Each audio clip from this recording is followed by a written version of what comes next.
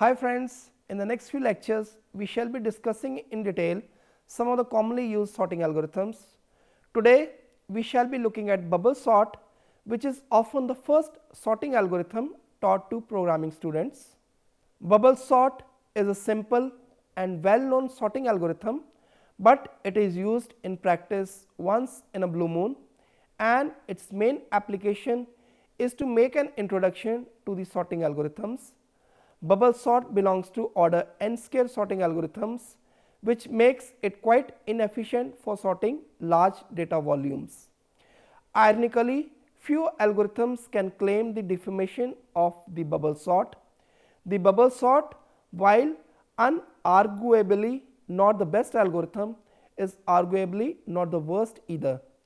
It is one of the simplest algorithms both from programming and understanding point of view, and offers an approachable introduction to sorting algorithms. Its quality of stopping when the list is ordered is useful, though other sorts can do the same trick. The quality of moving towards order during each pass, though perhaps not the most efficiently, has value. Another important property of bubble sort is that it is stable. A sorting algorithm is described as stable if equal elements are in the same relative order in the sorted sequence as in the original sequence. In fact, many of the otherwise best sorting algorithms are not stable. For example, quicksort and heap sort are not stable. Now coming to the algorithm, bubble sort is a simple and slow sorting algorithm that repeatedly steps through the collection, compares each pair of adjacent elements, that is first time through compare item 1 with item 2, second time compare item 2 with item 3, and so on, and swaps them if they are in the wrong order. For an array of size n, the algorithm makes n minus 1 passes. The first pass checks n elements, the second pass checks n minus 1 element, and last pass checks the first 2 elements only. The basic idea of bubble sort algorithm can be described as these steps. First, data elements are grouped into two sections, a sorted section and an unsorted section. Initially, all the elements are in the unsorted section. Second, go through every element in the unsorted section and rearrange its position with its neighbor to put the element with higher order on the higher position. At the end, the element with the highest order will be on the top of the unsorted section and moved to the bottom of the sorted section. Third step, repeat step 2 until no more elements are left in the unsorted section. In the sorting algorithm, if we watch the move of the elements with higher orders, they are like bubbles in the water floating slowly from the bottom to the top. Due to the way that successive adjacent comparisons are made, a large value can move down the array several positions in a single pass. On the first pass, the largest value will always sink to its proper position in the last element of the array. On the second pass, the next largest value will sink to its proper position in the next to last element of the array, and so on. Meanwhile, on any given pass, a smaller value will move up only one position. Speed with which largest element sinks is high. It occupies its proper place in one pass, but the speed with which small element floats up is slow. Only one exchange is done on each path. That is why sometimes largest elements in bubble sort are called rabbits and smallest are called tortoise. An example, we explain the bubble sort algorithm with a small example.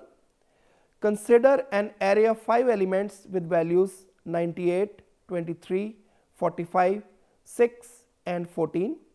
We see how the elements are compared and swapped in different passes. In the first pass, first 98 and 23 are compared, and as 98 is greater than 23, so their positions are swapped. Similarly, 98 is swapped with 45.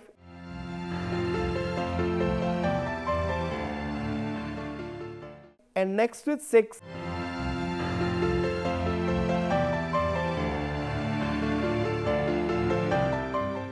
and finally with 14,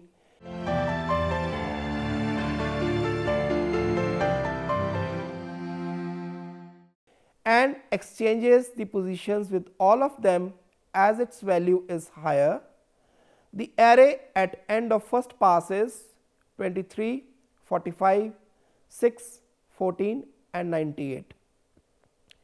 As we can see, the highest value has settled at last position, but other values are still out of order. So, we need to repeat this process. Total 4 comparisons and 4 swaps have been made in first pass. The next pass will be made from index 0 to 3, as value at index 4 is at its appropriate location. 23 is compared with 45, and as 45 is larger, so no swap takes place. Next, 45 is compared with 6, and as 45 is larger than 6, so they are swapped. Next, 45 is compared with 14, and as 45 is greater than 14, so they are also swapped. At the end of the second pass, the second largest value is correctly placed, and the contents of array are 23, 6, 14, 45 and 98. As we can see, the first 3 positions are unsorted, while the last 2 positions are sorted. The third pass will be for the first 3 positions only. In the third pass, 23 will be swapped with 6 and 14.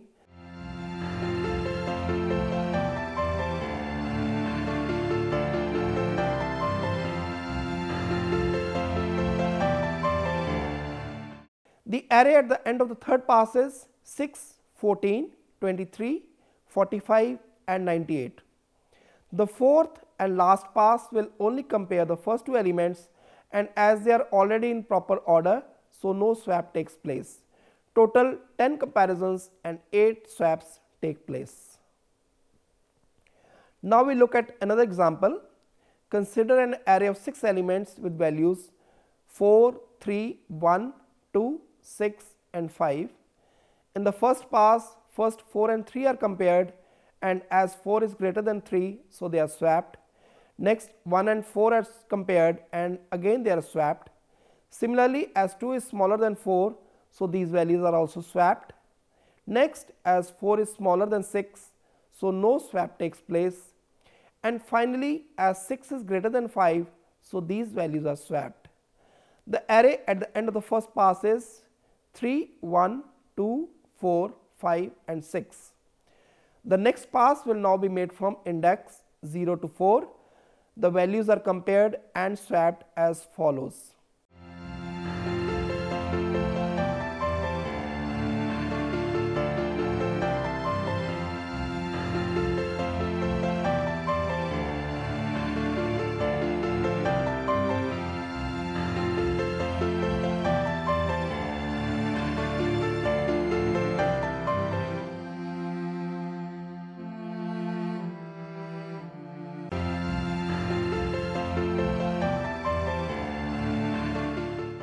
The array at the end of second pass is 1, 2, 3, 4, 5 and 6.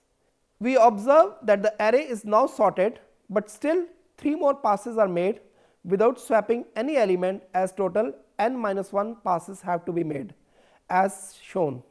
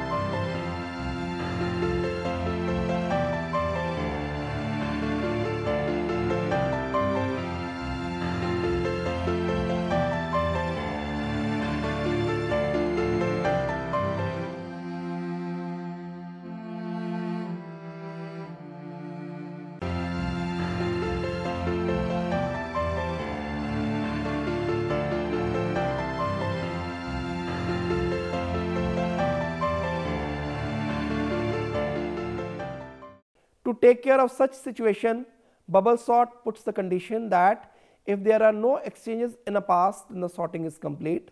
Thus, when we find that there is no exchange in third pass, we stop at that point only. This point is often missed in many implementations. Implementation. The code in C for bubble sort, taking into consideration the above mentioned point, is in the first pass n-1 items have to be scanned and the largest item moves to the last place. On the second pass, the second largest item will move to its correct position, and on the third pass, stopping at item n-3, the third largest item will be in its correct place. It is this gradual filtration or bubbling of the larger items to the top end that gives this sorting algorithm its name. There are two ways in which the sort can terminate with everything in the right order. It could complete by reaching the n-1th pass and placing the second smallest item into its correct location. Alternatively, it could find on some earlier pass that nothing needs to be swapped, that is, all adjacent pairs are already in correct order. The variable swapped is used to check if no swap takes place in a pass. In this case, there is no need to go on to subsequent passes, for the sort is complete already.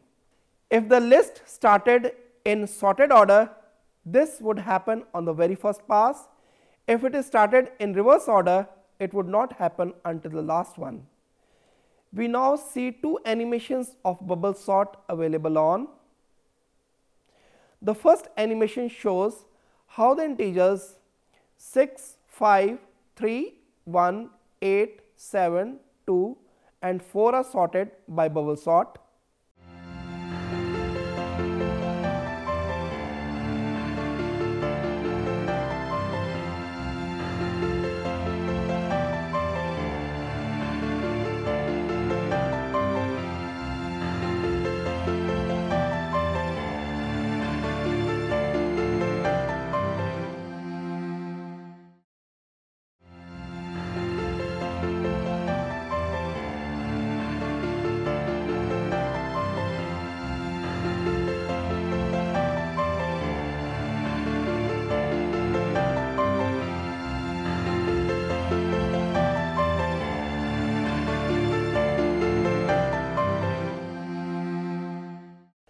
The second animation of bubble sort sorts a large set of random values. The values are represented on x axis while their indices are on y axis.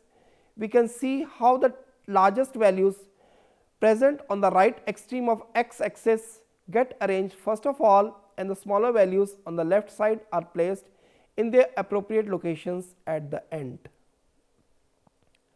Performance. Bubble sort algorithms average and worst case performances order n square.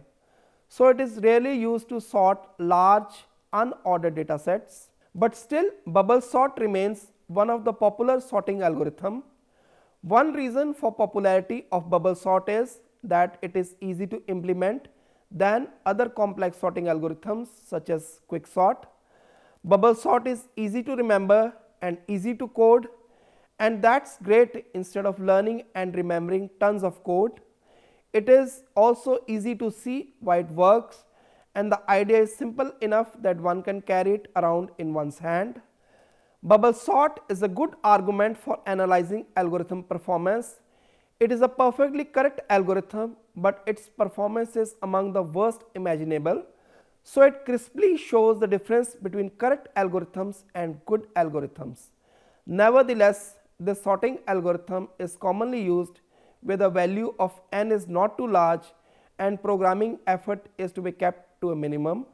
Bubble sort may also be efficiently used on a list that is already sorted except for a very small number of elements. For example, the array with values 2, 1, 3, 4 and 5 will be sorted in 2 passes only and will have only 8 comparisons and 1 swap. The bubble sort has the additional virtue that it requires almost no space in addition to that used to contain the input vector. Conclusion. With this, we come to end of today's lecture. Today we had discussed bubble sorting algorithm. The bubble sort is the simplest to understand and it provides a good initial exposure to sorting algorithms.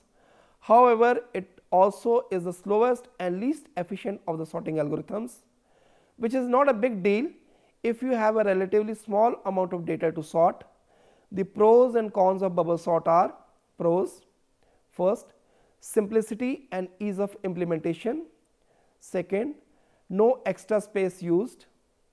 Cons: first, very inefficient.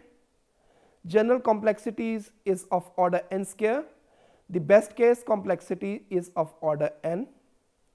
If we need to sort an array containing thousands of elements, we should use one of the faster algorithms, which we shall be discussing in the next few lectures. Thanking you.